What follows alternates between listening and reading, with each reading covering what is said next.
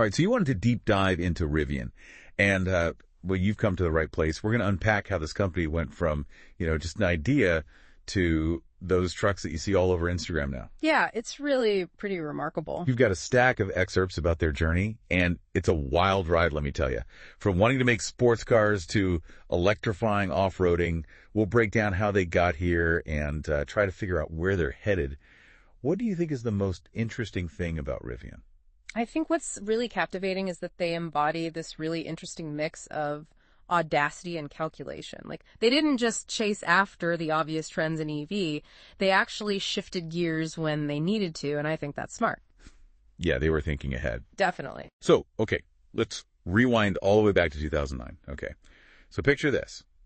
You got this engineer, fresh out of MIT, I mean, he's got a PhD and everything. He decides, I'm going to shake things up in the auto world, right? Super bold move. Yeah, so this is R.J. Scaringe, the guy behind Rivian. Now, you probably don't think rugged trucks when you think about a passion for sports cars, right? No, not really. But that's actually how Rivian started. Scaringe's initial vision was all about sustainable sports cars. Yeah, it was a time when everybody was realizing, hey, we need more eco-friendly vehicles. But the electric sports car market, it was already getting pretty crowded, right? For sure. Tesla was already gaining some serious traction. Yeah, Tesla was really taking off back then. So in 2011, Rivian made a huge decision, a real turning point. They shifted their focus to adventure vehicles. Yeah. But get this, they didn't just jump on the electric SUV and truck bandwagon, which a lot of companies were doing. Right. They actually went kind of quiet for years. Between 2011 and 2017, they were busy developing their own technology and building their own manufacturing facilities, like completely from scratch. They were playing the long game. That is a brilliant strategy, and you actually see that a lot with companies that become these huge disruptors. They lay low, right? Yeah. And then they perfect their process. And in the auto world, that is no small feat. Oh, absolutely not. It's huge. And they did it right under everybody's noses. Yeah. Like they were secretly building this electric vehicle empire and just waiting for the perfect moment. And they nailed it when they finally came out. Oh, yeah, they did. Yeah. And when they finally did, it was like, boom, 2018, they come out swinging with not one, but two totally groundbreaking vehicles. Yeah. The R1T, their electric pickup truck, and the R1S, their electric SUV. And the timing was perfect. This was like right before the whole world went crazy for electric trucks, right? Totally. Nobody was doing that. Rivian was way ahead of the game. They were coming into this market that basically didn't even exist yet.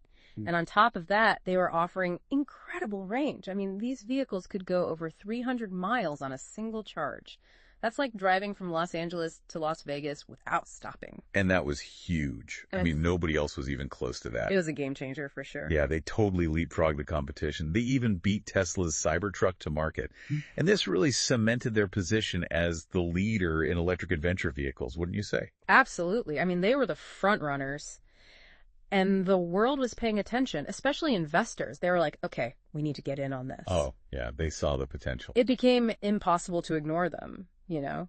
And the amount of money they attracted, especially that huge investment from Amazon, really showed everyone how big they could be.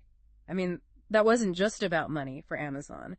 They wanted a piece of that sustainable delivery future. Yeah, very smart. I mean, all that investment, it'd be so easy to just take the money and run, right?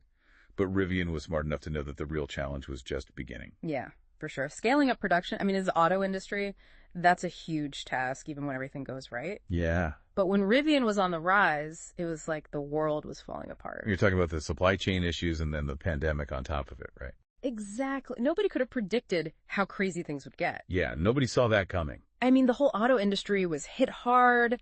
Shortages, shutdowns, those crazy delays, everybody had them. And remember, Rivian, they were still brand new to this, trying to get up and running. It's like trying to run a marathon, but the ground's like constantly shifting beneath you. That's a good way to put it. So what were some of the biggest hurdles for them specifically during this time? Well, that global chip shortage, that was brutal. Every car needs those tiny computer chips these days, and there just weren't enough to go around. Yeah, everything was backed up. And the pandemic just made everything worse, you know. It exposed just how fragile the global supply chain really is. And Rivian, they depended on that system, so they had to think fast. So what did they do? Did they just kind of sit there and wait for things to get better? Oh, no, not at all. They had to get creative. They found new suppliers, made new deals, even redesigned some of their parts so they could use different chips that were easier to get. Wow, that's impressive. Oh, yeah. It was a massive undertaking. Cost a lot of money, too, but it showed everyone that they were serious about getting those cars out there. Yeah, they weren't messing around. But it wasn't just external stuff, was it? I mean, don't forget, they went public in 2021. Oh, yeah, that IPO. And their valuation. Yeah. It was through the roof. Talk about pressure. Right. Huge pressure. I mean, on the one hand, that IPO gave them a ton of money right when they needed it most. Yeah, that cash infusion must have helped. But now everyone was watching their every move, every delay, every earnings report. It was all under a microscope. So they were dealing with these crazy global problems and trying to meet the demands of Wall Street at the same time. Exactly. They had to walk this really fine line, make sure they were making smart decisions for the long term, but also keeping investors happy in the short term. It couldn't have been easy. It sounds like they were constantly juggling chainsaws. That's a good way to put it. But even with all that, they were still building their brand, creating this whole image of adventure and sustainability. Yeah, and people bought into it. It did. So we've talked about how Rivian made all the right moves early on, how they rolled with the punches when things got crazy, and how they really captured this feeling of, like, adventure, Yeah, they nailed their branding for sure. Totally. Yeah. But the EV world, it's changing so fast these days. I mean, every other week there's some new electric car company popping up. How can Rivian, which is still a pretty young company, how can they stay ahead of the game when there's so much competition? That's the million-dollar question, right? How do you stay on top? I think for Rivian it comes down to this. Can they keep that edge they had when they first started?